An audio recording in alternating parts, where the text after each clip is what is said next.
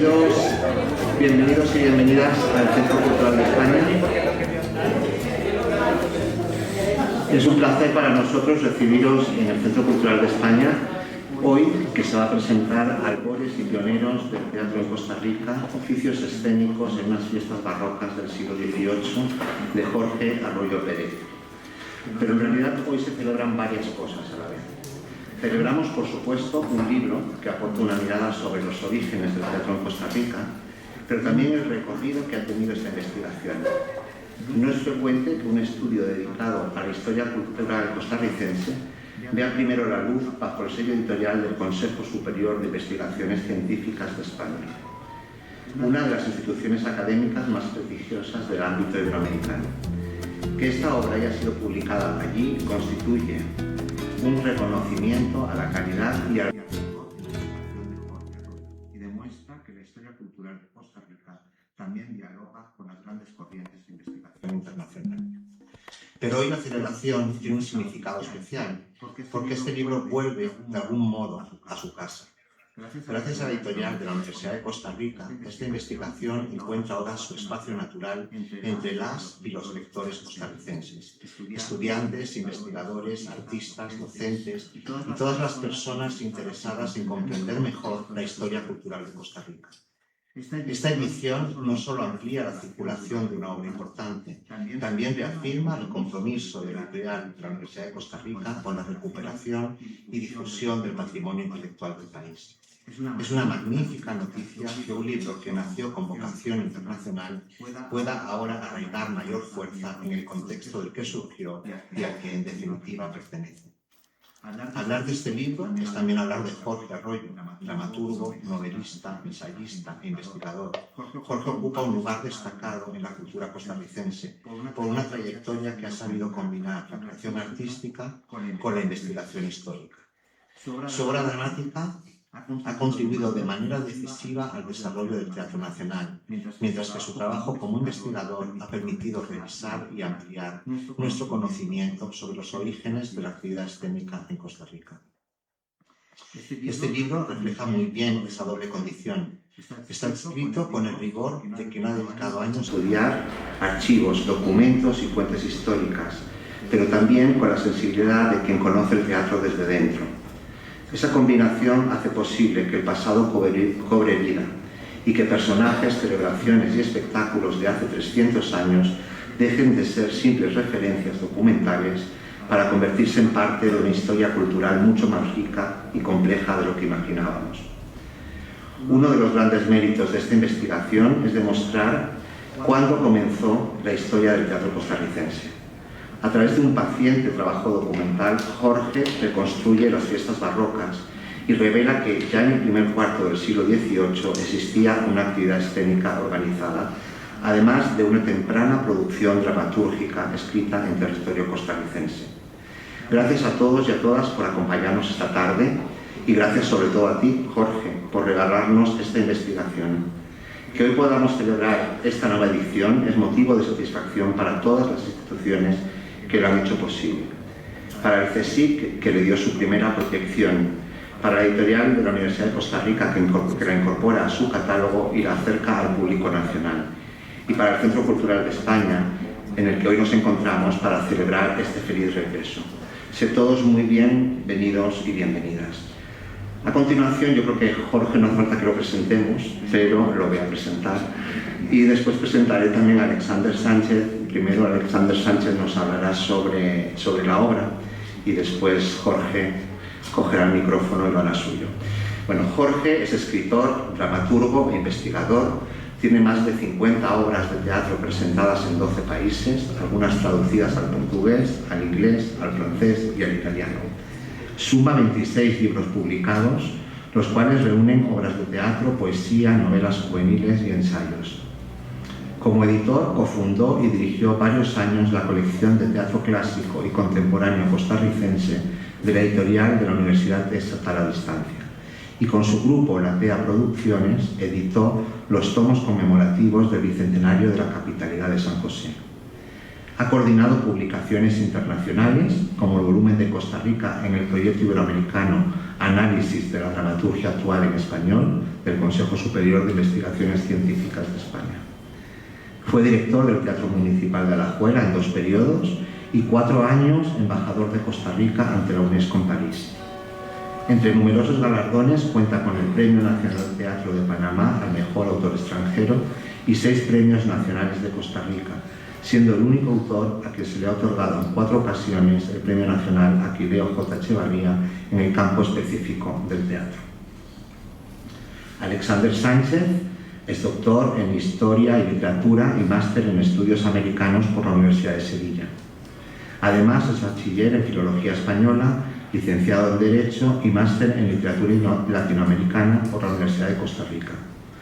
Profesor catedrático de la Universidad de Costa Rica, donde fue director del Departamento de Literatura de la Escuela de Filología, Lingüística y Literatura y fundador del Programa de Estudios Coloniales Centroamericanos. Vicepresidente del Consejo Directivo de la Editorial de Costa Rica. Miembro de número de la Academia Costarricense de la Lengua, donde ocupa la silla U, y su presidente desde 2025. Es autor de libros y artículos en los campos de la literatura colonial centroamericana, la literatura costarricense, los estudios del periodo barroco, las relaciones de sucesos y las relaciones de fiestas. Yo sin más le doy la palabra entonces a Alexander. Muchas gracias.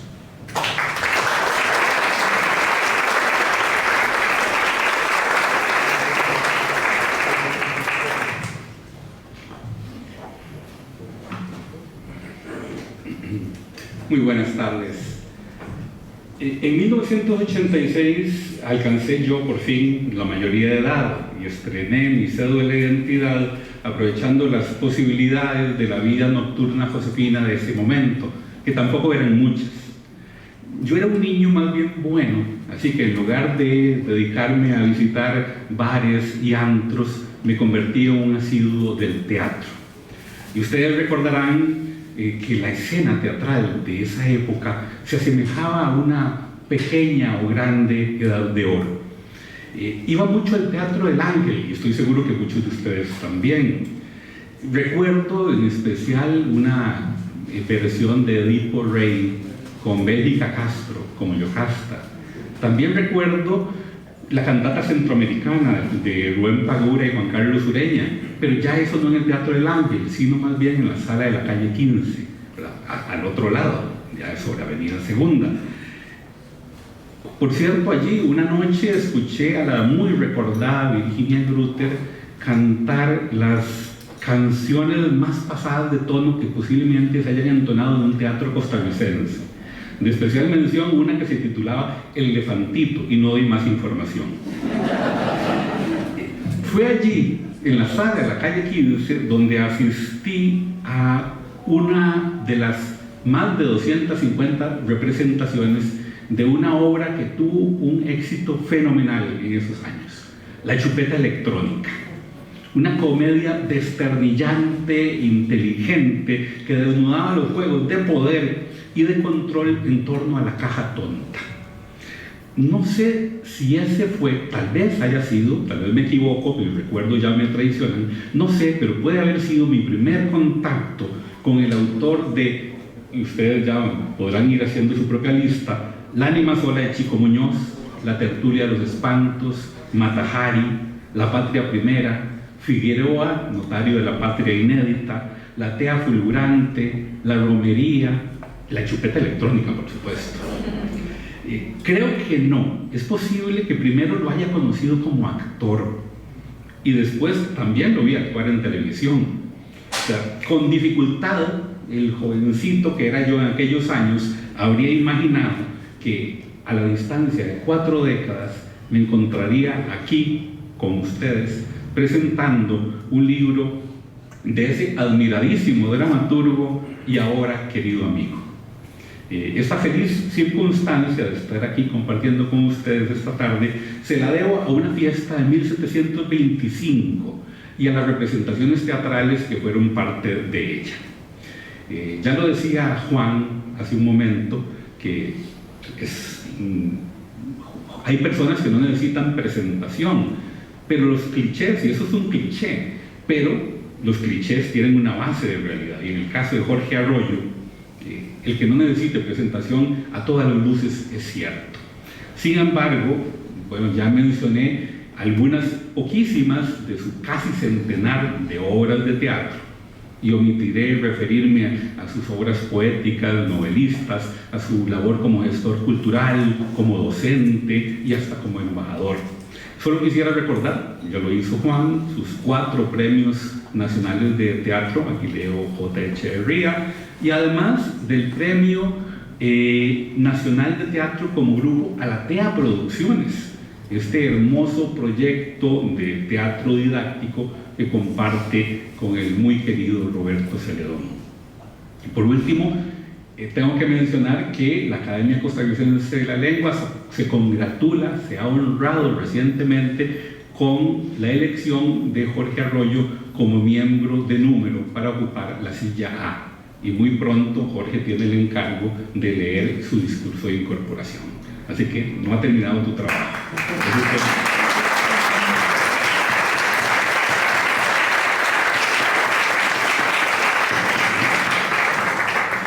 Esta noche es fiesta en un amplio sentido. Celebramos, como es obvio, la aparición del libro Albores y Pioneros del Teatro en Costa Rica, Oficios Escénicos en unas fiestas rocas del siglo XVIII, del querido amigo Jorge Arroyo, en una hermosa edición, además, de la editorial de la Universidad de Costa Rica, nuestra alma mater. Y esta noche, además, hablaremos de una fiesta que, como lo viene a demostrar Jorge en este libro, esta fiesta es fundamental, o más bien fundacional, para el teatro costarricense. Celebramos entonces la aparición de un libro que viene a transformar la visión que hemos tenido de nuestra historia teatral y de nuestra historia literaria. Permítanme situarlos en materia. Albores y Pioneros dedica un extenso capítulo titulado El Calendario de las Maravillas al relato de los festejos en honor a Luis I. La mañana del sábado 20 de enero de 1725, la capital de la provincia de Costa Rica, Cartago, despertó de su usual modorra al son de tambores, chirimías y clarines. Este marco musical era el anuncio de los festejos que durante 11 días las autoridades y los vecinos de la pequeña ciudad celebrarían por el advenimiento de un nuevo monarca al trono de España y de las Indias. Y es que a ambos lados del Atlántico, las ciudades del Imperio Español organizaron grandes festejos para proclamar como rey y jurarle lealtad a este joven Luis I, segundo soberano de la Casa de Borbón y sucesor de su padre Felipe V el Animoso.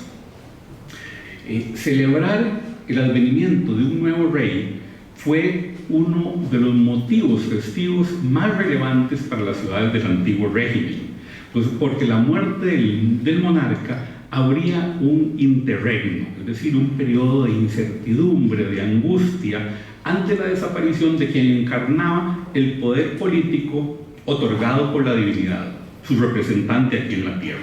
Por eso las exequias del rey fallecido y la proclamación de su heredero se sucedían con gran rapidez. Y esto es lo que va a suceder en el caso de Luis I. Durante 10 días de ese verano de 1725, Cartago, que apenas si merecía el nombre de ciudad, era una aldea de unas 60 casas, se transformó en un espacio mágico para sus habitantes y para sus visitantes. Las fiestas se abrieron con un desfile de las autoridades para depositar en el templo parroquial el estandarte real, que era el símbolo de la monarquía y al que se le tributaban los mismos honores que al rey, como si estuviese aquí en persona. Por la noche, al son de cajas, de clarines, descargas de fusiles, la ciudad se iluminó con lo que se conocía como luminarias y candeladas. Imaginen ustedes una aldea carente de alumbrado en la que de pronto la noche se volvía día. Era algo espectacular, era un espacio escénico de maravilla que rompía la oscura cotidianidad, se abría un espacio verdaderamente utópico. Durante los siguientes días se van a suceder las misas, los desfiles, las misas cantadas, los sermones. Todo esto que les estoy diciendo lo cuenta maravillosamente bien Jorge en su libro. El segundo día de la fiesta tuvo el evento, digamos, de mayor relevancia de mayor ritualidad oficial, que era la proclamación en la Plaza Mayor. Desde un tablado que se levanta al efecto, el alférez real hace ondear el estandarte, al tiempo que gritaba también unas frases rituales que se repiten a ambos lados del Atlántico en todas las ciudades del Imperio Español, adaptadas a cada ciudad, por supuesto.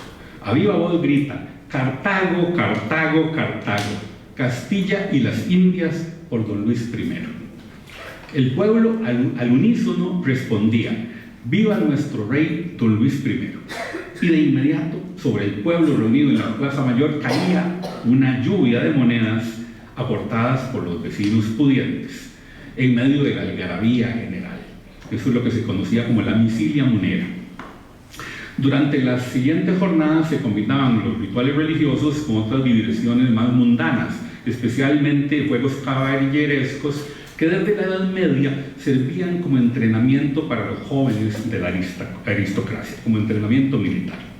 En las fiestas cartagas se hicieron encierros, se sortearon y se corrieron toros, se jugaron cañas, sortija, que es el único de estos festejos que se sigue practicando en la actualidad. La sortija son las carreras de cintas. Además, estafermo, alcancías, escaramuzas. Estos juegos fueron el eje de la fiesta, verdaderas demostraciones de habilidades ecuestres, de destreza, de arrojo, de fortaleza, cualidades muy apreciadas, por supuesto, en una cultura masculina de exaltación de los valores militares.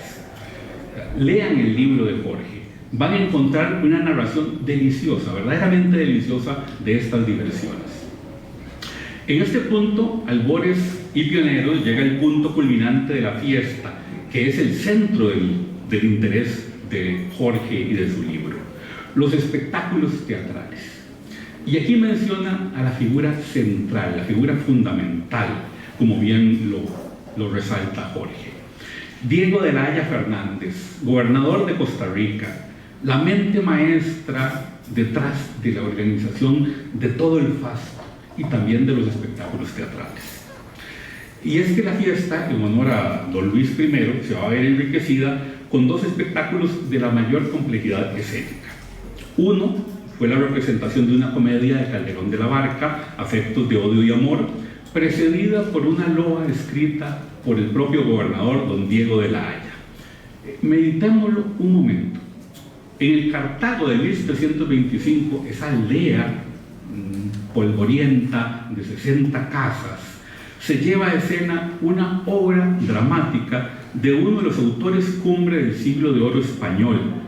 Por cierto, es el autor más representado durante todos los siglos coloniales a lo largo de toda América. Y se dice que esta representación la llevan a cabo los vecinos de los valles. Los vecinos de los valles, a eso se refiere al Valle de Acerrín y al Valle de Barba principalmente, fundamentalmente son esos dos valles. Esto nos da una imagen que no calza con la supuesta pobreza generalizada y el aislamiento de la provincia que nos ha sido legado por la historiografía liberal desde finales del siglo XIX y que fue repetida por los socialdemócratas y que nos ha llegado hasta tiempos actuales, aunque ahora sí cuestionada por nuestros historiadores. Tampoco concuerda con esta imagen el otro espectáculo que recorrió las calles de Cartago. Por orden de don Diego se dispusieron 2 embarcaciones sobre ruedas y se las dotó de velas, aparejos o incluso mosquetes a modo de cañones. No sé si me estoy adelantando, Jorge, a lo que vas a hablar. Me estoy adelantando y puedo callarme en este momento y dejarte la voz. Perfecto, la tuya es más entretenida. Las tripulaciones de estos barcos fingidos estaban compuestas por indígenas de los pueblos de Laboríos, Cot, Quircot y Tobosi, un grupo de los cuales se disfraza de españoles y el otro de indios de la montaña, que se enfrentan en una batalla naval, una naumaquia que hace las delicias del público. Como ustedes bien saben, las naumaquias son representaciones dramáticas de batallas navales que se conocen desde la antigüedad clásica. De hecho, en una de las películas de Gladiador aparece una de ellas, en el Coliseo de Roma. un falso histórico absoluto, pero bueno, se reviven en el Renacimiento, en el siglo XV, pero siempre fueron muy escasas porque eran carísimas. Representar una naumaquia era una fortuna, de modo que solo se representan en algunas ocasiones muy especiales en España. Normalmente en festejos de canonización, de nuevo San Vicente Ferrer tuvo una gran naumaquia en la ciudad de Valencia, por ejemplo, y Jorge habla de otras grandes naumaquias también en su libro. Yo desconozco, yo soy un estudioso del periodo colonial y créanme, he investigado y buscado naumaquias en toda América Latina durante el periodo colonial y no he encontrado naumaquias en las dos grandes ciudades del periodo colonial, México y Lima. No hay. En cambio, paradoja de paradojas, sí encontramos una en Cartago. Esta es cosa extrañísima. Yo todavía no la entiendo.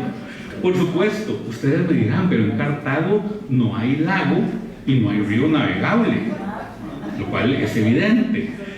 De modo que nuestra naumaquia es un gran alarde de creatividad de don Diego de la Haya, de quien podemos siempre esperar lo mejor, ¿verdad? De un tipo impresionante, un funcionario impresionante. En un alarde de creatividad, nuestra naumaquia se arma sobre ruedas.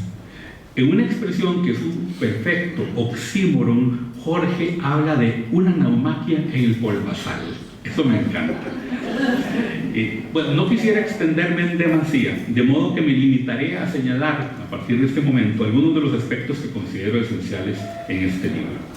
El primero es un punto que debo destacar y que es esencial para comprender la relevancia de albores y pioneros del teatro en Costa Rica de Jorge Arroyo. Y es que desde hace mucho, desde finales del siglo XIX, los historiadores sabían de la existencia del documento que narra las fiestas de 1725. Incluso en 1921, Ricardo Fernández Guardia había dedicado una de sus deliciosas crónicas coloniales a estas fiestas. Desde la filología, que es mi propio campo de estudios, también habíamos dedicado bastante atención a la retórica de esta fiesta en 1725. Yo tengo un libro dedicado a esta fiesta en 1725, por eso es que estoy aquí, gracias a la invitación de Jorge. Sin embargo, hasta ahora, la presencia de los espectáculos teatrales y parateatrales en ese Cartago de 1725 no había sido considerada con el debido detenimiento. Es más, estoy siendo generoso, no con el debido detenimiento, con ningún detenimiento. Desde su introducción, Albores y Pioneros del Teatro aclara que no se ocupará de los aspectos escriturales, filológicos y lingüísticos, sino de la producción teatral, es decir, del conjunto de recursos y técnicas que conforman la práctica escénica. Este gesto puede parecer nimio, pero es enorme.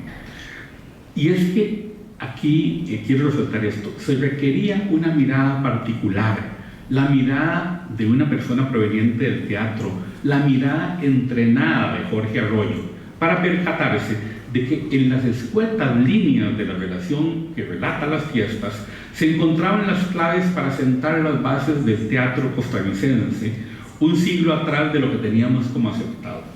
Y aquí está nuestro querido colega y amigo Leonardo Sancho, que es un investigador pionero en la literatura costarricense y en el teatro costarricense, con su magnífico trabajo sobre el teatro de 1809. Y Leonardo puede darse de eso. Siempre hemos hablado de 1809 en adelante. Jorge, con su libro, nos retrotrae un siglo. Así que tomemos conciencia de la relevancia de lo que este libro estudia. La naumaquia es el primer evento escénico, teatral, gigantesco, documentado en la historia de Costa Rica.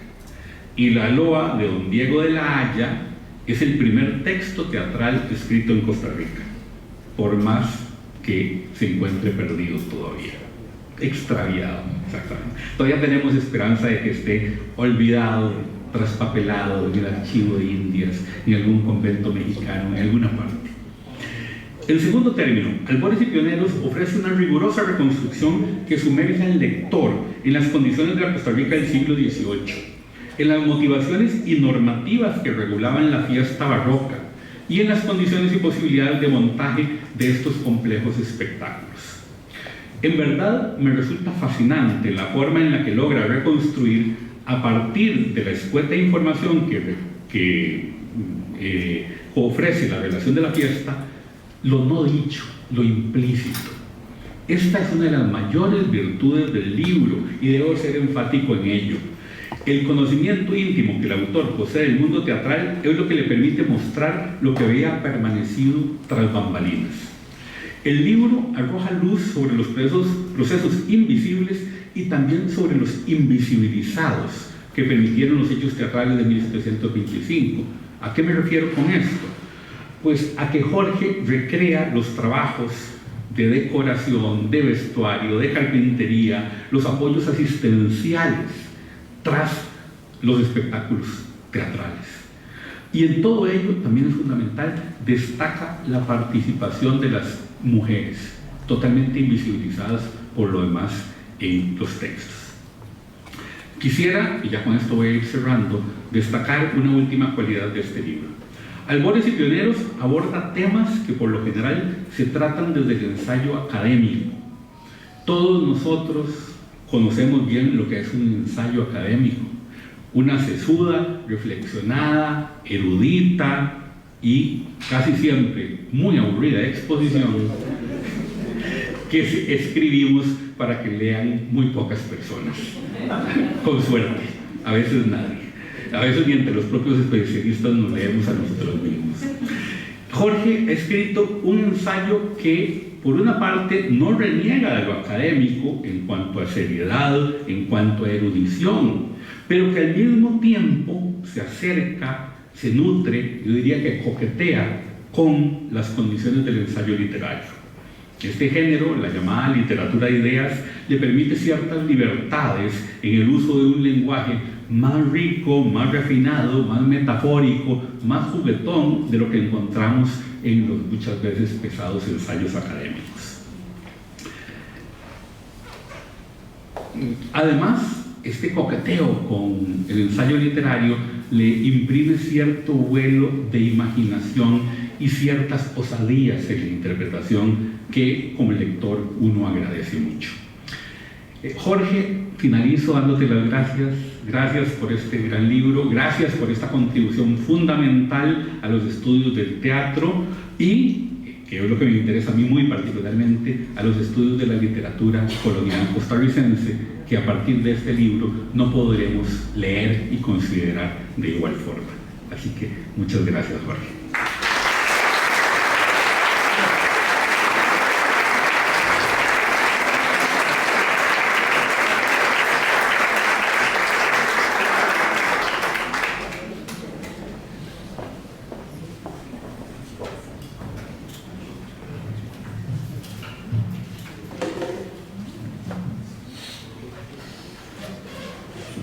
Voy a tomarme un segundito porque yo estoy bastante emocionado. No voy a hacer falso con la modestia. Estoy encantado de que digan tantas cosas lindas mías en el libro.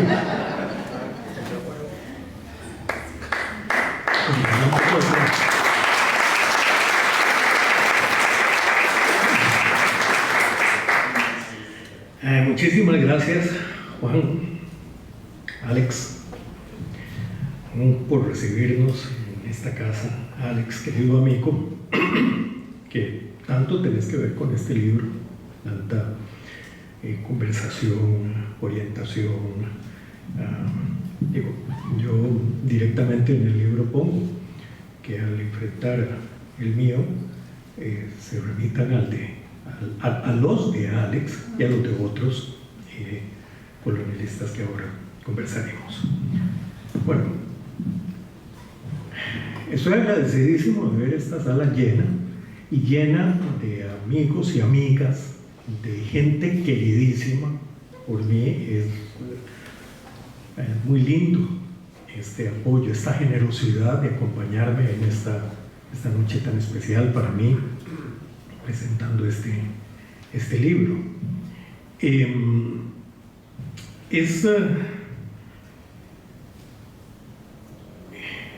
es para mí honor, orgullo y gusto que sí, que el libro haya sido publicado en España hace un par de años, después de un proceso muy lindo, donde el Centro de Investigaciones Sociales y Científicas de España, el CSIC, me apoyó como editores de una manera extraordinaria. Pero también saber, como bien lo expuso Juan, con todo acierto, que en Costa Rica fue acogido por la editorial de la Universidad de Costa Rica. Yo tengo que estar aquí agradecidísimo con el anterior director de la editorial, nuestro querido amigo Alexander Jiménez, porque él fue el que asumió una coedición con la de España. Entonces salieron los dos libros, yo los veo y no es que compitan en belleza, es que son dos libros muy bien acabados, muy bien trabajados con muchísimo cariño y bueno, para uno es como autor muy hermoso tener como bien lo dijiste, Juan, tener un trabajo que pues, se mueva de manera transoceánica.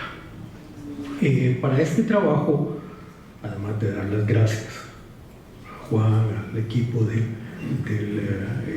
Centro Cultural Español y a toda la gente que ha tenido que ver con que estemos aquí, pues por supuesto que agradezco al CSIC, agradezco sobremanera a la editorial de la Universidad de Costa Rica y aquí sí, una vez más y de manera particularísima, yo tengo que darle las gracias a todo el personal de la que es para mí probablemente la institución más querida y respetada de las instituciones culturales de este país, que es el Archivo Nacional de Costa Rica, como no es secreto para muchísima gente. Entonces yo en el Archivo Nacional encuentro siempre un abrazo cordial, cálido, unos colaboradores maravillosos, aquí hay algunos de ellos desde hace décadas, y ahí fue donde su anterior directora, Virginia Chacón Arias, un día de tantos me dijo: ¿por qué no te metes con ese documento? Y sí, tal como lo expresó Alex, como lo dijo Alex, ya Ricardo Fernández Guardia había hablado del documento, pero a mí nunca se me había ocurrido meterme. Y el documento es un documento muy erótico, porque no hace más de tenerlo uno al frente y ya lo capta entre su cara, o a los que nos gusta ese erotismo, ¿verdad? No es a todo el mundo. Pero bueno, luego también con el apoyo de otro director que también está aquí presente, honrándome, Javier Gómez Jiménez, y de la actual directora, doña Carmen Campos, así como de el magnífico personal de sala, que tenemos aquí a Jafet, Mariano, toda la gente del Archivo Nacional. Yo es que quisiera como ir uno por uno, departamento por departamento, pero siempre hago hincapié en esto, en que estas investigaciones, al menos en mi caso y en el de mucha gente que conozco, no serían posibles sin esa ayuda. Es decir, el Archivo Nacional es la memoria de la patria. Y una patria sin memoria es una patria que cae en riesgos muy grandes, porque donde no nos acordamos de qué cosas ha habido, pueden repetirse y peores. Y los tiempos no están para jugar de amnésicos. Así es que el Archivo Nacional, creo que en eso cumple una función importantísima. Para mí, institución modélica a la que siempre dedico unas palabras muy sentidas. Bueno, entrando en materia, lo primero, además de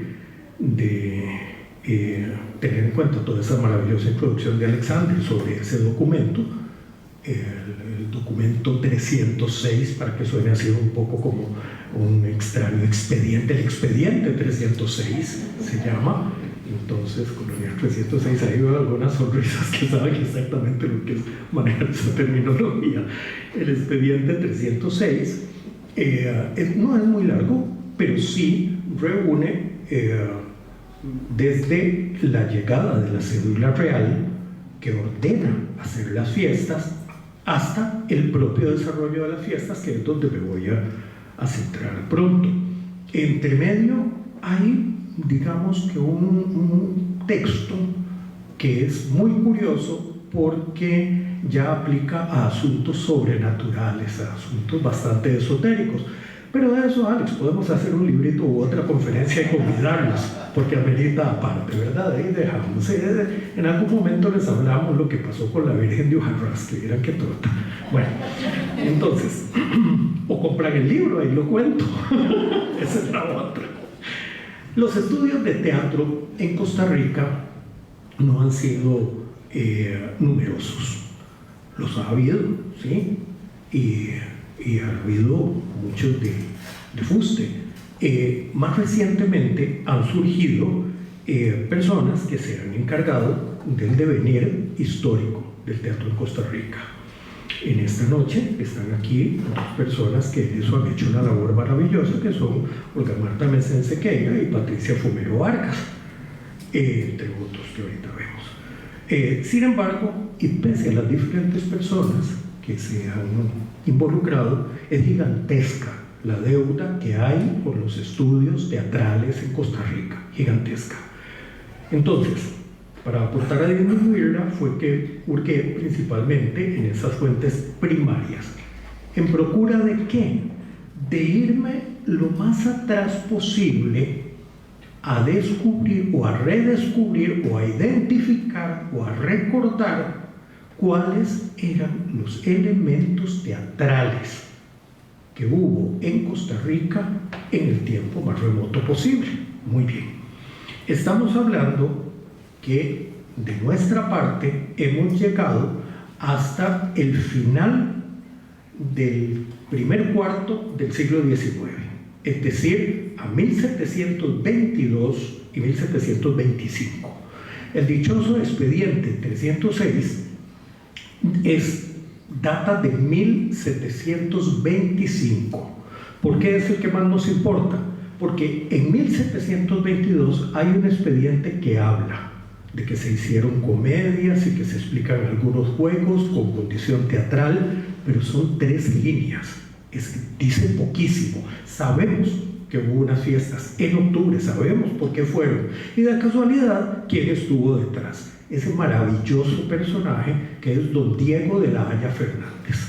Costa Rica tuvo un gobernador español de primera categoría. A nivel mundial, del mundo por entonces conocido, pues es un señor que inclusive reformó las normativas de la Armada Española. Y en Panamá hizo una labor maravillosa. Y aquí también. No falta quien de repente haya querido minimizar su labor porque tenía 2 esclavas en 1725, ¿verdad?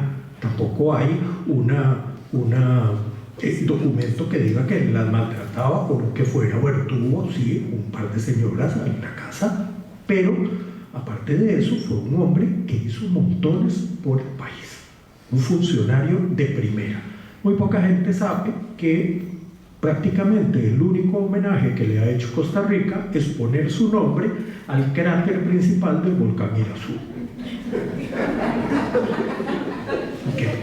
Hay su razón, porque el señor escribió una crónica de una erupción del volcán Irazú unos años antes, en 1718 creo, ¿verdad, Alexander? Que es maravillosa.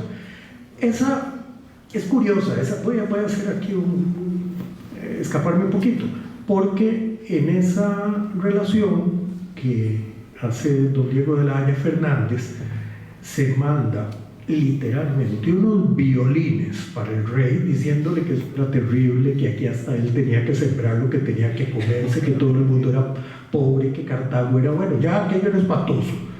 Entonces algunos vemos que esa era una manera de presentar la Cartago colonial como un sitio completamente depauperado, pero en cierta medida también para no llamar mucho la atención extranjera, que no vinieran a metérseles mucho, y eso a lo largo del siglo XVIII va a ocurrir en otros momentos, que los señores cartagineses van a tratar de pintar una Cartago que no llame mucho la atención para que no se vengan aquí literalmente a revolcarle los chingos, a levantarle los chingos. Pero bueno, don Diego de la Haya es el señor que hace las fiestas de 1722 también. O sea, al señor le gustaba el teatro y el señor algo sabía de eso. en sus estadías, largas temporadas en España, tienen que haber visto mucho teatro. Así que es algo que vamos a encontrar en las fiestas de 1725, organizando esos 10 días, en realidad son 11, son 10, 11 días, de unas parrandas que se armaron en esa ciudad, las fiestas barrocas que hubo en Cartago, donde además la ciudad entera se transformó. El libro de Alexander explica muy bien también cómo la limpiaron, la pintaron, la podaron, todo. Bueno, aquello fue una cosa lindísima. Para esas fiestas el gobernador se preocupó de mandar bandos a todo el país, y ahí llegó Raimundo y todo el mundo a Cartago. Es decir, no eran solo los propios habitantes de Cartago o alrededores, sino que vino gente de todos los valles, vino gente inclusive de las zonas de Guanacaste, y era gente que venía a vender sus productos o sus servicios, ¿verdad? Por los cuales, imagínense ustedes, unas señoras que venían a ofrecer servicios no convencionales, los pleitos que se deben haber echado con las locales. Aquello debe haber sido interesante. Esas fiestas tenían una cosa muy interesante, que es la transmisión de conocimiento. Eso era muy valioso en la colonia. En Cartago había oficios y había conocimiento de ellos, pero los que venían de otros lados también aportaban conocimientos. Todos esos oficios que van desde las costureras hasta las hilanderas, que se juntaban con los excelentes manufactureros de sombreros. Cartago era famosa por eso, por hacer unos sombreros maravillosos, tocados con plumas, tintado, teñido de trajes. Todo eso son oficios y son saberes que son aportados para esas fiestas. ¿Qué es lo que viene a ser interesantísimo? Que cuando empiezan a hablar de asuntos teatrales, el cronista, el amanuense, el escritor de la relación, especifica que hubo vestuarios. ¿Qué es lo que a mí me llama la atención? Que antes de eso nosotros no vamos a encontrar un uso de vestuario conscientemente teatral. Entonces estaríamos al frente de la primera manifestación de vestuario escénico en nuestro país. Es decir, lo mismo, para no ampliar mucho y no irme mucho por las ramas, ocurre con el maquillaje, porque antes de esto, sí, hay uso de maquillaje ritual, hay uso de maquillaje en ritualidades indígenas, en algunos aspectos probablemente donde había un sincretismo religioso, pero ya el documento 725 pone que hubo gente disfrazada de negros, por ejemplo, hubo gente disfrazada de españoles y moros. Entonces hay un uso del vestuario. Cuando Alexander señaló bien antes, yo me enfrento a esto, también lo hago con un aspecto pericial, desde mi conocimiento escénico, desde el conocimiento teatral. Entonces, en el libro yo no me quedo en lo factual. Lo factual es lo que nos va a decir el documento, ok, y es eso. Sino que, sin ser deshonesto con el lector, yo pongo, ok, ¿qué es lo factible? ¿Cómo se consigue esto? ¿Por qué? Porque yo se lo puedo decir que como persona de teatro no se podría hacer de otra manera. Entonces ahí tuvo que haber un carpintero que hiciera esto, una persona que se encargaba de decorar tal cosa, una persona, es decir, todo lo que hay detrás de un espectáculo teatral y no se ve. Entonces, por supuesto, en Cartago vamos a tener esos grandes espectáculos como la naumaquia, esa naumaquia en el Polpazal, sí, porque, bueno, no tenían el espacio para lanzar los dos barcos, entonces los construyeron. Probablemente fue detrás de la ermita, que quedaba en el mismo lugar que queda ahora. Los vestigios de la iglesia inconclusa de Santiago Apóstol, para que no se resientan oyéndome decir las ruinas. Entonces, detrás la ermita que había entonces, ahí probablemente hicieron los barcos. ¿Qué pasó? Habrá que ver si al gobernador le interesaba que se viéramos y les hizo unas empalizadas o qué pasó. De ahí es de donde van a salir esas naves, entre humos, entre música de tambores, clarines, donde se van a venir eso sí lo dice el texto, que se vinieron por los dos lados de la iglesia bordeándola y que después llegaron directamente a la Plaza Mayor, en donde se arma la batalla, ¿verdad? Ahora entraremos un poquito más en detalle en la naumaquia, porque también eso que señaló Alexander sobre el irse para atrás con la fecha fundacional del teatro de Costa Rica. Yo tengo que recurrir a ese odioso hasta ahora. Bueno, hasta ahora lo que aparece que hubo teatro, que hemos encontrado varios, es en el siglo XVIII. ¿Qué es lo que ha habido antes? Bueno, hay diferentes periodos, hay diferentes personas en diferentes periodos históricos que han ubicado la génesis del teatro en diferentes momentos. Voy a hacer un repaso muy breve, porque la más reciente la sostienen los menos informados, que creen que en Costa Rica todo empezó hace 30 años y con la llegada de los inmigrantes españoles y chilenos y argentinos, y que antes no había nada. No, esa gente llegó aquí y se estableció y pudo hacer teatro porque había una tradición y se hacía un teatro importante. Otros, bueno, ahora Alexander habló de esa presunta época de oro del teatro en Costa Rica, término discutible en varios aspectos, pero bueno, en los años 70 sí hubo un importante momento, pero no es un momento fundacional. El hecho de que se hayan probado algunas técnicas o que haya habido algunos estilos o algún acercamiento a vanguardia no implica que eso fuera la fundación del teatro en Costa Rica. Eso es parte de un proceso. Antes que ellos sí hay un asunto político, porque los socialdemócratas se esfuerzan en presentar como que el teatro en Costa Rica es un producto socialdemócrata posterior al conflicto del 48, y tampoco, porque viene de mucho atrás. Curiosamente, 50 años antes los liberales habían pretendido lo mismo, que el teatro empezaba con ellos, y de todas estas corrientes hay gente que todavía las defiende. De hecho, hay algunos que siguen sosteniendo que el teatro aquí empezó con esa obra afrancesada de Ricardo Fernández Guardia que se llama Magdalena, en el cambio del siglo XIX al XX. No, pero antes hay un montón de cosas muy despreciadas. Bueno, en años más recientes hay una línea reivindicatoria importante con el trabajo del presidente Mora, pero no hay un aspecto fundacional en el trabajo del presidente Mora. Es el que hace un teatro, el que ordena construir un teatro notable, con características europeas, escenario a la italiana, varios pisos, pero ya era un teatro que tenía un antecedente, porque 13 años antes había estado un galerón ahí en medio Parque Central, el Cifuentes, el Villaseñor, el galerón de Villaseñor, y el Teatro Cifuentes, que también era un teatro construido con su platea, con sus palcos.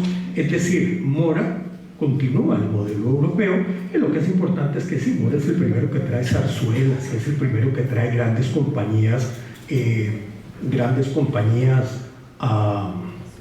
europeas. Bueno, antes de esto ya nos vamos a principios del siglo XIX, y ahí sí están las personas, y aquí, tal y como lo ha señalado Alexander, yo también lo digo, tenemos la dicha de contar con Leonardo Sancho Dobles, que se mete con los textos de 1809, que son una loa y dos entremeses, de un señor muy monárquico que se llamaba Joaquín de Oremón y Muñoz de la Trinidad, pero que las hace también para unas fiestas de ordenamiento real. Entonces, esta del 809 sí tiene una característica particularísima, y es que se conservan los textos. Están las dos, la loa y los dos entremeses. existen. Son unos pequeñitos, unos folios largos, lindísimos. Leonardo ha escrito muchísimo sobre eso, los ha analizado desde muy diferentes aspectos, y sí, ahí está las primeras obras que se conservan, las más antiguas de Costa Rica. ¿Qué es lo que pasa? A lo que me voy yo, a que la loa escrita por Diego de la Haya Fernández, sí, dicen está perdida. Yo conservo la esperanza de que esté, como decís vos, en Sevilla o en Simancas o en México o en alguna parte, porque tiene que haber salido de aquí una copia. Aquí no hay una copia, pero el documento tiene los suficientes elementos para que podamos saber todo lo que era esa loa, excepto el diálogo. Cosa curiosa, pero sabemos quién la escribió, cuándo la escribió, sus fechas extremas. Sabemos que tuvo que ser entre determinada fecha y noviembre y tuvo que tenerla terminada el 30 de enero del 25. Sabemos los personajes, es decir, tenemos la sustancia argumental, el tema, todo. Tenemos la radiografía de la loa. Entonces, porque no la tengamos en este momento, para mí no es suficiente para negarla como un texto fundacional de nuestra dramaturgia de autor. Muchos textos hay en la historia perdidos, extraviados o solo tenidos por referencia y nadie dice, no, es que no existió. No, existieron, ¿verdad? Y se tienen en cuenta y aparecen en los estudios literarios. Bueno, entonces, ¿por qué no meter a don Diego Fernández diciendo que es el primer texto del que se tiene noticia en Costa Rica? Esa parte la defiendo yo en esto. ¿Qué vamos teniendo aquí? ¿Qué vamos sumando? Bueno, que hubo un primer autor, que si era costarricense o no, bueno, lo mismo pasaría con Joaquín de Unamuno y Muñoz de la Trinidad, porque escribieron siendo parte del Imperio Español, eran súbditos españoles. Oriamuno fue después ciudadano, don Diego no, pero es el territorio costarricense, así es que ahí se la dejo. Para mí es totalmente válido, ¿no? Tenemos que este señor, además, vendría a ser un gestor teatral. Es un señor que de pronto intervino, sin lugar a dudas, en el ordenamiento y en la dirección de las circunstancias teatrales que hubo. Entonces, estaríamos frente a una figura de un director teatral décadas antes de que esa figura fuera construida como tal. Aparte del vestuario, de todos los oficios, los de menestrales, de todo lo que confluyó, nosotros vamos a tener puntos fundacionales. Eso es lo que nos da ese documento, donde uno hace una lectura teatral a profundidad. Escenografía. Toda la escenografía que requiere la obra de Calderón de la Barca era concebible en Cartago. Y no se puede obviar. La obra de Calderón, la que se hizo Afectos de Odio y Amor, no se puede hacer sin esa escenografía, sin esa utilería. No hay utilería mayor en la obra de Calderón, sino que es utilería menor, pero antorchas tenía. La música es importantísima en Calderón para marcar estados de ánimo, para marcar transiciones, para un montón de cosas. Y en Cartago había muy buenos músicos, así es que también la tuvo. Bueno, entonces estaríamos frente al primer momento de música con fines específicamente teatrales en Costa Rica. Es decir, el documento se abre con un abanico. Yo siempre, frente a ese documento, sostengo que las lecturas pueden seguir y se pueden seguir encontrando cosas en ese único documento. Ahora, esperemos a ver qué nos metemos para atrás. Bueno, ¿qué tenemos? Visto el teatro también como reunión de todos los oficios y artes confluyentes de la creación escénica, sí se puede afirmar que hubo teatro total en la colonia costarricense. No obstante, no se pueden establecer niveles para los participantes con la mirada actual. No se puede hablar o calificar de un teatro aficionado o casillas por el estilo. Esas son condiciones nuestras para evaluarlas con criterios contemporáneos. Es otra manera, y no voy a ampliar sobre eso porque creo que bueno, ahí con Juan Carlos Calderón tendríamos unos cuantos cafés, ¿verdad? Para apuntar sobre eso. Esas categorizaciones contemporáneas yo no las utilizo en el análisis. Llamémosle análisis a este ensayo, crónica literaria, porque sí, la verdad es que un momento yo muy conscientemente solté un poco la pluma para que quedara un poquito más entretenida la historia, o por lo menos para transmitir esa emoción de esas fiestas. Las esferas oficiales organizaron el festival. Sin embargo, en la historia no hay relatos únicos y la relación sugiere una vertiente paralela a la que el cronista privilegió. Ese relato, que no es evidente, subyace susurrando la participación de personas deslegitimadas y de las menos privilegiadas, quienes aportaron quehaceres y transmitieron habilidades y saberes vitales entre la población. Es decir, una cantidad de indígenas participando en esto, enorme. Hubo una cantidad de mujeres, tiene que haber sabido. Toda esta gente no se dice nada, no eran materia importante para mandárselo a decir al rey, pero no se podían hacer esas fiestas sin toda esta gente atrás. Entonces es importante tener el olfato de considerar este montón de gente deslegitimada de la historia. Es un relato no dicho, es un relato que hay que suponer. En todo caso, aunque la participación masiva aportó conocimiento y trabajo práctico, el festival fue posible por contar con ese maravilloso gobernador. Cierto que el funcionario se aplicó a fondo en procura de que sus empeños y obediencia lo validaran ante sus superiores, pero es muy factible que además él disfrutara de todos aquellos quehaceres, los cuales, sin que él los pretendiera, serían fundacionales para nuestra historia teatral.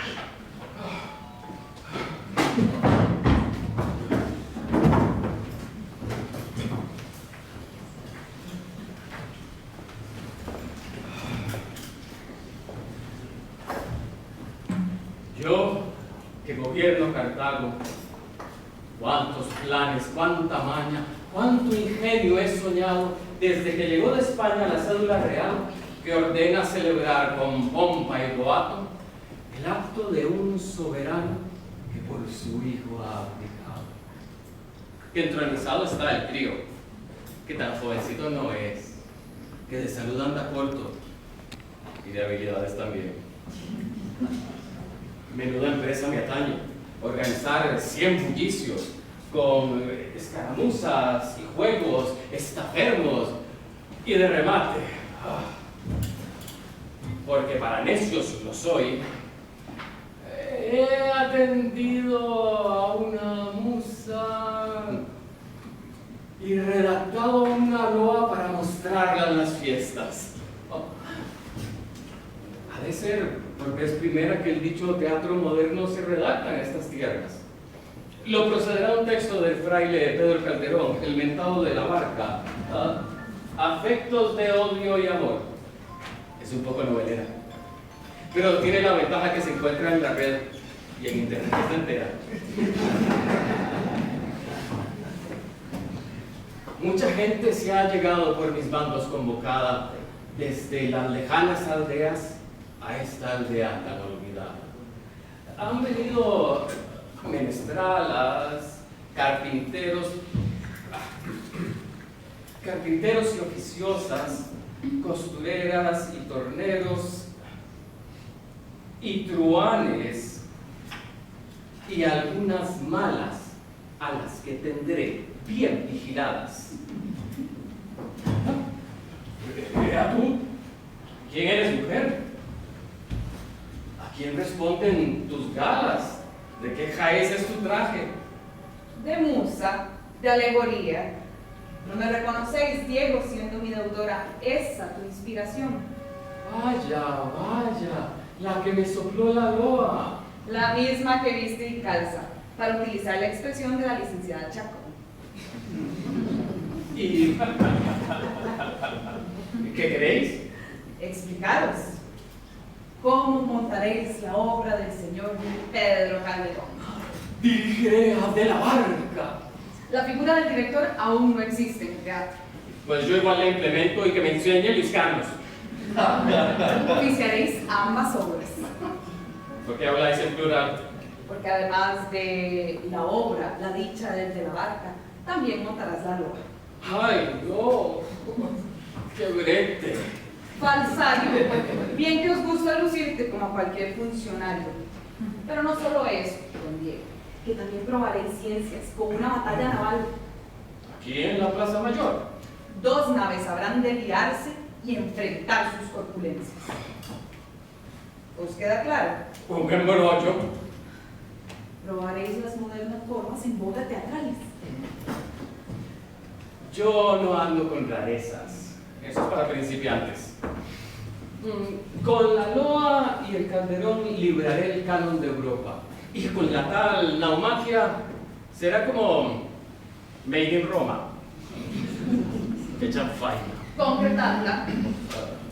Si lo manda el monarca, Hacer teatro nunca es fácil.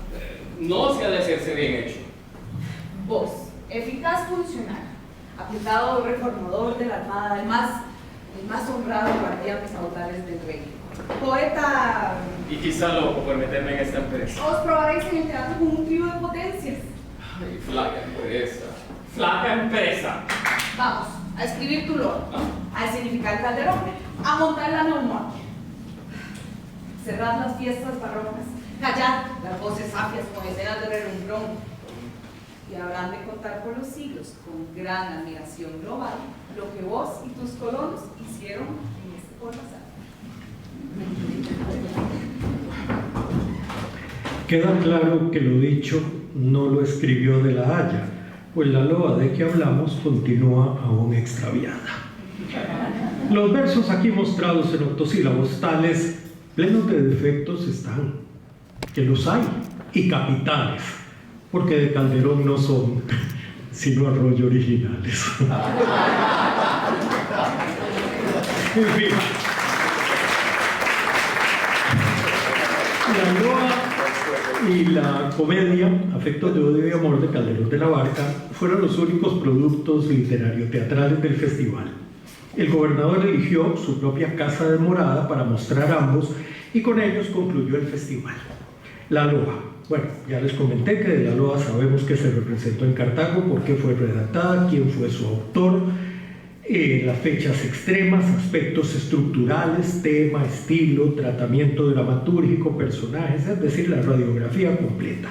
Hay una cosa, también sabemos que el público recibió muy bien esas obras, entonces esto nos plantea también un comportamiento del público que acepta la convención teatral.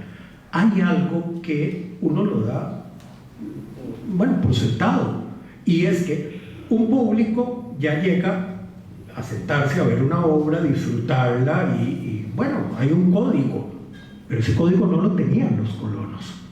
O sea, ellos iban a misa a quedarse callados viendo un ritual que era siempre el mismo, o veían espectáculos, pero la función teatral les implicaba un comportamiento al que ellos no estaban acostumbrados, que tenían que aprender, que tenían que ajustarse a ese comportamiento. Entonces también que el cronista diga que hubo un público que disfrutó de los espectáculos teatrales, sí nos dice, ok, en el 1722 ya habían tenido oportunidad de ver teatro, y probablemente en otros momentos. Entonces sí, ya había una disposición del público. Sobre esto también podemos ampliar muchísimo, pero sí me interesa señalar eso, porque cosas que damos por sentadas en aquel momento eran otra situación. De la loa, lo que uno quisiera saber es si fue representada o leída por el gobernador mientras hacían algo parecido a cuadros plásticos o qué. Eso no lo sabemos, pero podría ser cualquiera de esas formas. ¿Por qué? Porque está antes que Afectos de odio y amor de Calderón. Y el texto dice lo que bien señaló Alexander. Se dice que fueron los venidos de los valles quienes la representaron. Sale del texto. Claro, esos pobres que vinieron de los valles, Valle de Barba, todos los, de los valles del occidente. Fíjense que antes, ese día, en ese martes 30 de enero de 1725, esa misma gente había tenido que correr unas escaramuzas. Habían estado en la plaza, habían corrido, habían montado a caballo, habían hecho batallas, habían hecho juegos durante todo el día. Y así les toca el lunes a esa misma gente empujar los barcos. Y después de empujar los barcos les tocó subirse a los barcos a hacer de tripulación que gritaba, mientras dos, y esto lo dice el texto, dos inteligentes españoles les decían por dónde debían ir. Eso sí lo dice el texto. ¿A qué se refiere con inteligentes españoles? Se refiere a que esos personajes tenían que representar a españoles que tuvieran conciencia de causa de lo que estaba pasando. Pero es la lectura es divertida cuando uno dice dirigidos por dos inteligentes españoles. En el caso de estos pobres, bueno, le sacaron el jugo, porque tuvieron que hacer de todo. Ahora, por su orden, las fiestas empezaron un sábado, hay unos ensayos, el domingo es que arranca ese gran acto protocolario del que hablaba Alexander. Después viene toda la semana donde las personas principales del pueblo eran los que organizaban los eventos, se los alternaban entre ellos. Tiene un sistema de guiones, antes de que existieran los sistemas de guiones como tales, pero es perfecto, porque va llevando un evento llamativo, después otro más, después baja, el miércoles se viene al suelo y después vuelve otra vez un crescendo interesantísimo. Y eso, bueno, eso tiene que haberlo hecho el gobernador, tal vez le ayudaron algunos de los cercanos, pero implica un conocimiento de la dinámica dramatúrgica de mantener el interés de la audiencia. Bueno, no sabemos con la LOA si fueron ellos mismos los de los valles o no.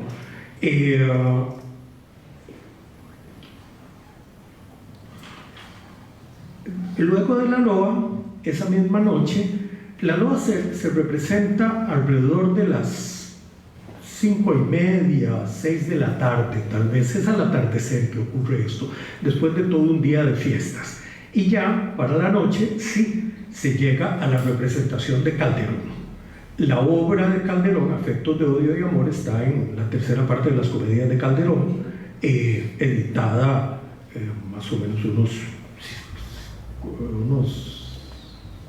50 años antes, es decir, circulaba. Y esos eran libros que circulaban en Latinoamérica, en lo que ahora es Latinoamérica, en el imperio. Pues esa obra tiene sus complejidades. Bueno, ahora en verso yo lo he manejado, ese no es problema. Pero la obra es muy activa, tiene unas escenas maravillosas, no tiene la delicadeza, el gusto de otras obras de Calderón, muchísimo más granadas, es un verso más plano, pero bueno, sí necesitaba, como les expuse antes, de utilería menor, de algo que tiene que haber sido lindísimo, la iluminación artificial de la escena. ¿Dónde se representó? Les digo, en la casa de morada del gobernador. El gobernador hizo eso en un corredor donde puso un montón de sillas, y por lo que hay del plano de la casa del gobernador, eso no lo puedo probar con la mano en el fuego, pero se infiere que fue en un corredor que daba a algún tipo de cercado bajo donde probablemente también la vio el pueblo, pero esto lo infiero. Es decir, no hay ningún texto que lo diga, pero tenemos el plano del gobernador, solo que hay dos corredores, entonces uno no sabe cuál la hizo. Pero bueno, se hizo en el corredor, debidamente arreglado con palmas y con, qué sé yo, con decoración. Ahora, la iluminación tiene que haber sido bellísima, porque tienen que haber llenado la casa del gobernador con antorchas, con velones, y además la ciudad entera estaba con las candeladas. Bueno, La música, había suficientes músicos muy capacitados, como se los conté, para lo que el argumento precisa. Y bueno, excurso, comento que este texto plantea una cuestión muy notable, y es que entre los temas supeditados al conflicto nuclear se deslizan asuntos lésbicos. Interesante. El protagónico femenino recuerda a la reina Cristina de Suecia, cuya orientación sexual era harto conocida. De hecho, se llama Cristerna de Suevia. Y en la obra se muestra un matrimonio entre mujeres, lo cual, si bien la presentación ribetea lo bufo y se resuelve con una separación, sí le deja a uno un sospechoso si es no con la obra calderoniana. Válgame santo Jorge, a ver, qué bella agudeza es decisa. ¿Habéis oído, mi amigo? Mi escribano y sargento, don Pedro Sáenz, que es testigo de todos los aspavientos que en estas fiestas se han visto. Y daréis cuenta de ello. Escribiréis lo que os dicte. Usad, Pedro Sáenz, el pergamino y la pluma. Que no se te vaya ni una. He visto que por aquí circula desde hace como una hora un elevadísimo erudito, Alexander Sánchez Mora. He de ahí, he de hablarle. O más bien, solicitaros que seáis vos quien aquí hable, explicándole al dilecto cuál fue el rol que tuvo el dicho Pedro Sáenz, que aquí adelante testifica lo ocurrido. Bueno, mucho gusto, don Diego. Don Pedro José Sáenz fue el escritor de la relación de la fiesta, era el teniente general de la ciudad de Cartago, había sido subalcalde ordinario, llegaría a ser incluso gobernador interino de la provincia de Costa Rica, y su mayor legado fue la fundación de la ayuda de parroquia de San José de la Boca del Monte del Valle de Acerrín, que sabemos en qué llegaría a convertirse. Gracias, Alexander, por nuestra barba tan buena. Y en el libro está contado hasta quién era su abuela.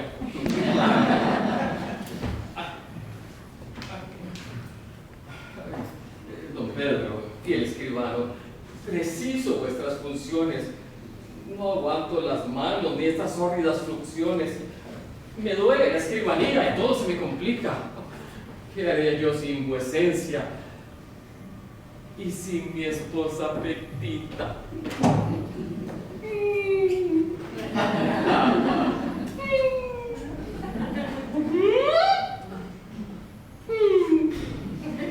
Petita es muy laborera.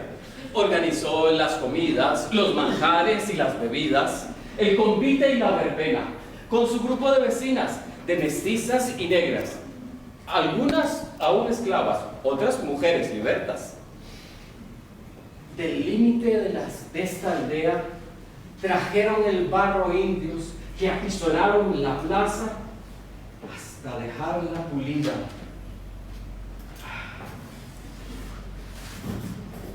Ya es apta para que rueden las barcazas. Una hazaña. Pensad que estas primicias serán enviadas a España, dirigidas al monarca, pero también historiadas. Desafortunadamente, la musa tiende a olvidarlas. No estaréis hablando de mí. No, de Clio, la de la historia. La de la historia es tramposa.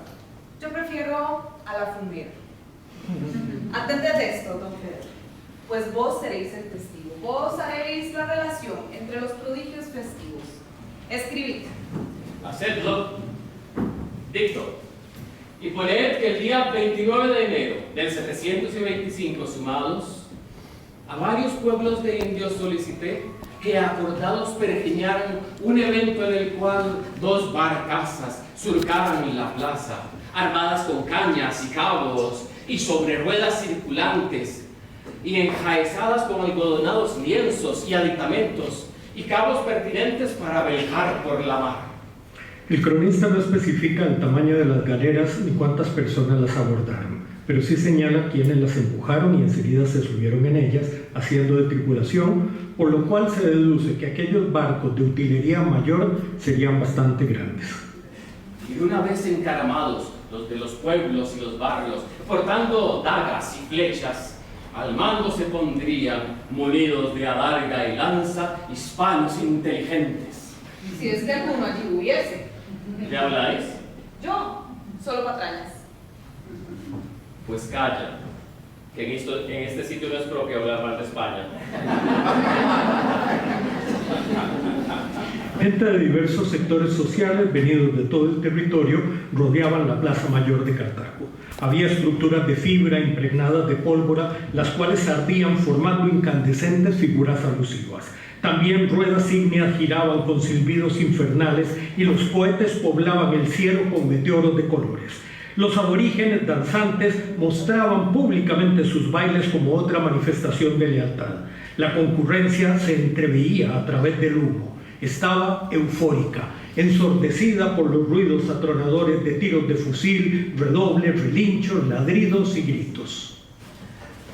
Desde atrás de la parroquia surgieron entre humaredas las barcazas gigantescas, empujados por los hombres habitantes de los pueblos que con fuerza de titanes los rodaron por las calles entre humos y algazara, y arribados a la plaza con la masa ahí apiñada, con disparos anunciaron que empezaba la naumaquia.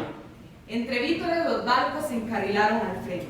Los moros acometieron contra el bajel de la Hispanía, y en las mismas circunstancias el contrario resistía.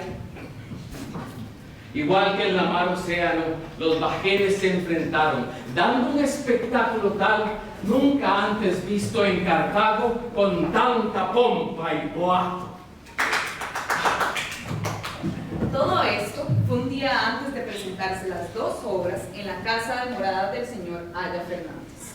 Fueron aquella La Loa, escrita por el gobernador, y la hermosa pieza, Afectos de odio y amor. Este trío de sorpresas concluyó el día 30 y con grande celebración cerró las carnestoleras. Se consignó en la relación que los 10 días de jolgorio fueron muestra de lealtades al rey por su entronización.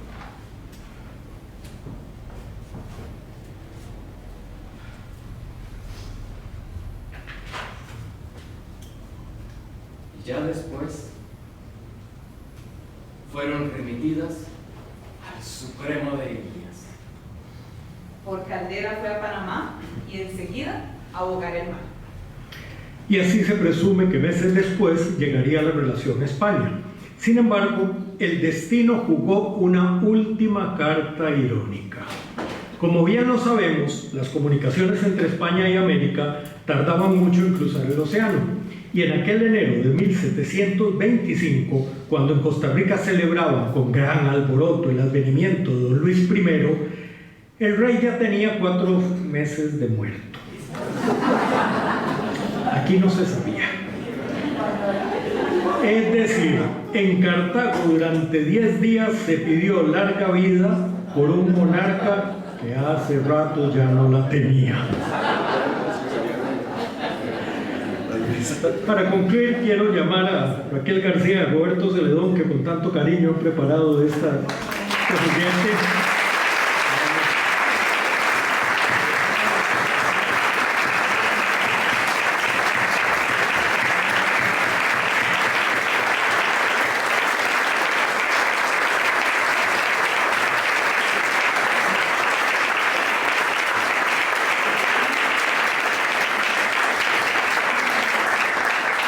En honor y para reivindicar a los pioneros de nuestros albores escénicos, creo justo remarcar que el agua tibia que algunos pretenden inventar ya desde hace 3 siglos que hervía en los calderos coloniales. El teatro moderno occidental en Costa Rica eslabona una cadena. la cual desde su nacimiento ha sido ricamente alimentada en un territorio colonial que era muchísimo más que la más pobre y olvidada provincia del Reino Español, el Imperio Español. Los trabajos de investigadores varios hablan de una época colonial con riquezas y testamentos de entonces lo ratifican. Y los estudiosos colonialistas contemporáneos exhuman la complejidad de los procesos históricos de aquel periodo de aproximadamente 250 años, cambiándonos la visión. A ese periodo se ascribió el teatro en Costa Rica inicialmente, ese ya tricentenario, que si bien ha celebrado momentos mejores y sufrido otros peores, esencialmente ha tenido más de continuidad que de ruptura, sumando los aportes de quienes también, con mayor o menor acierto, decidimos dedicarnos a este maravilloso oficio. Muchas gracias.